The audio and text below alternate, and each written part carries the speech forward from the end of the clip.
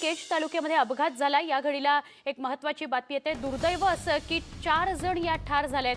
Bolero pickup आणि बसची समोरासमोर धडक झाली आहे। या अपघाताला रस्त्याचं काम अतिशय संथपणे सुरू आहे। हे कारणीभूत आहे असं स्थानिकांचं म्हणणं आहे। हे संथ गतीनं सुरू असलेलं काम कारणीभूत आहे असं स्थानिकांचं म्हणणं आहे। केज तालुक्यातील चंदन सावरगाव या ठिकाणी हा अपघात झालेला आहे। चंदन सावरगाव या गावाजवळ हा अपघात झाला। आमचे प्रतिनिधी सुरेश जाधव यांच्याकडून अधिक जाणून घेऊया।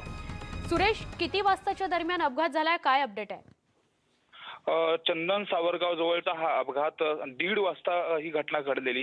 एवढा भीषण अपघात होता की त्यामध्ये बसमध्ये अक्षरशः रक्ताचा सडा पडलेला आहे। 4 जणांचा जागीच मृत्यू झालेला आहे, तर 15 जण जखमी आहेत। विशेष म्हणजे बोलेरो पिकअप आणि एसटी बसचा हा अपघात आहे। त्या रस्त्याचं खूप मोठ्या प्रमाणात काम चालू आहे। जागोजागी वळण रस्ते दिलेले आहेत। गेल्या 1 वर्षापासून अंबेजोगाई केज या रस्त्याचं काम चालू आहे।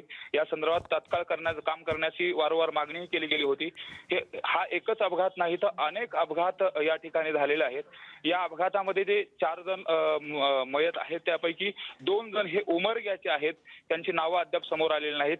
बाकीचे जखमी आहेत त्यांना अंबेजोगाई आणि केजमध्ये त्यांच्यावरती उपचार सुरू आहेत। मात्र हा अपघात अतिशय भयानक होता।